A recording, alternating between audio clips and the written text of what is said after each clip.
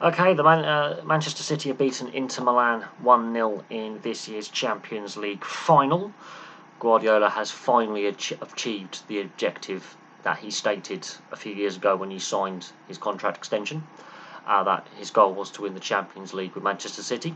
They've won the treble, and automatically the comparisons are going to be made with the '99 Manchester United side that won the treble, at least in the British media.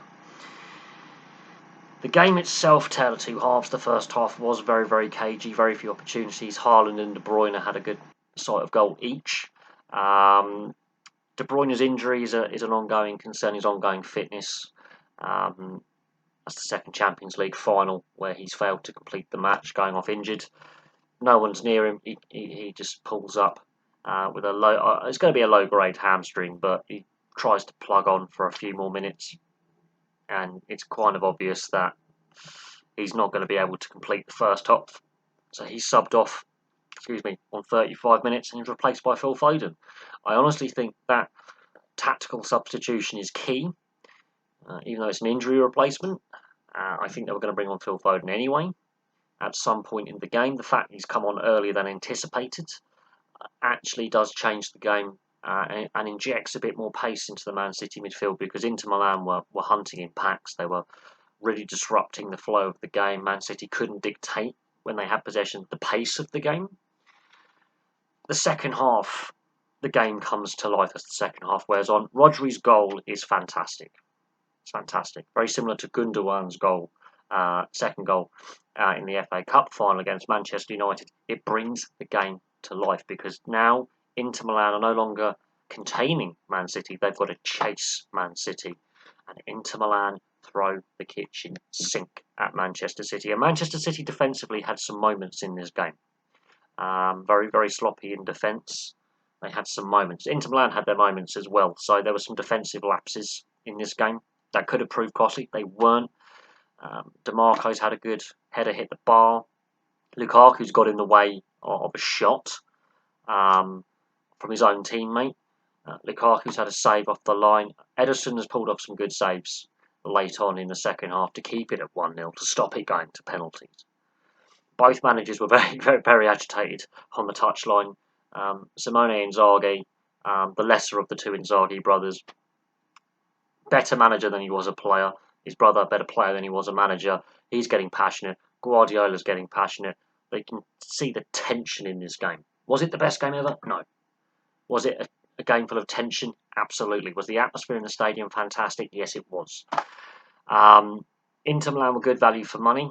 Going in as underdogs, they stuck to their guns for 68 minutes. When that goal goes in, they are forced to come out and play, and they can play. This is the thing, they're not a hopeless side.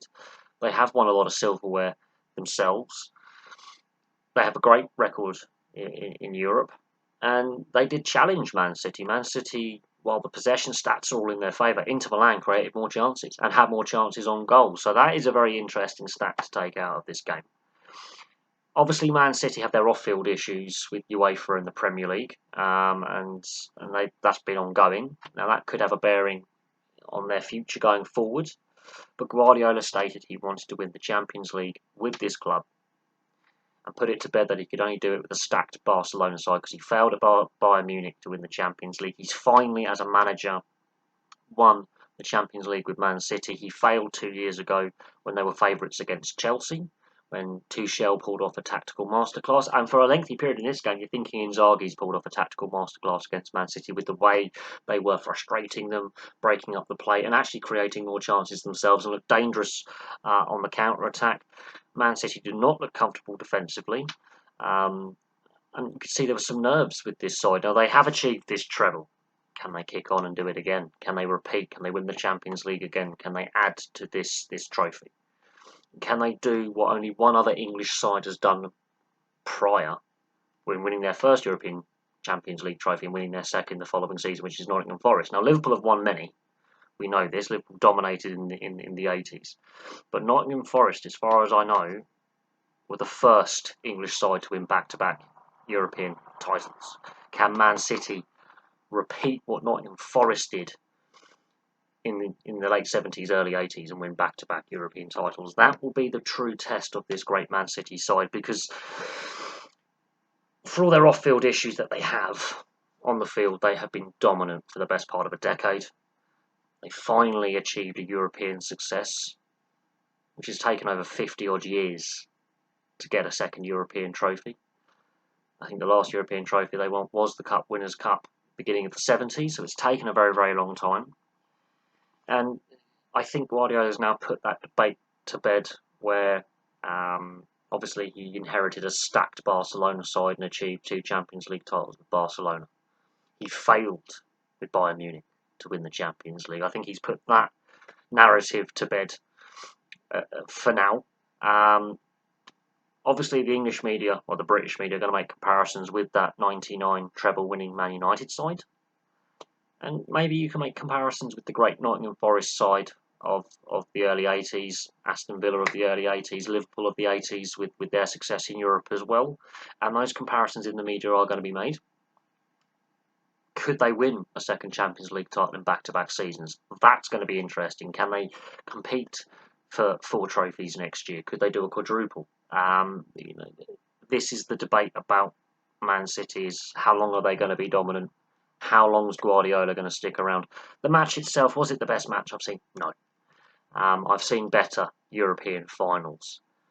But was it gripping? Yes. Was it tense? Yes. Were Inter Milan good value for money? Yes. They were. And Man City were doing a rearguard action in the last 10 minutes. They were under siege because the game had to change. The goal made the game open up for the last 20 minutes. Before the goal, it was still cagey, although the pace and intensity of the game was increasing. Both sides had figured each other out a little bit, that tactical battle. But a 1-goal Champions League final, it's not the first time we've seen a 1-goal European final. And, was it the worst Champions League final? No. Was it the best? No. But was it gripping entertainment? Absolutely. So there we go. We can wax lyrical about this Man City side and the comparisons with previous dominant sides in the past. How long will Guardiola stick around? And what do they do next season? Can they retain their Premier League title? Can they retain their Champions League title? And can they win League and FA Cup? Can they go for a clean sweep? It's going to be bloody hard to do. I think next season is going to be very, very interesting. Is this Gundogan's last game? De Bruyne's fitness on long term. Can Haaland repeat what he's done this year, goal scoring wise? Because in recent weeks his goal scoring has dried up. There's going to be some changes with this Man City side. They're going to be changing the lineup a little bit. I think Gundogan possibly on the way out. Is that the right transfer decision to make? Many questions to answer, but they've achieved something that has taken a long time in the making, and there are going to be comparisons with great sides before them. Anyway, thank you very much for watching. Please place your thoughts in the comment section below, and I'll have some more content for you very, very soon.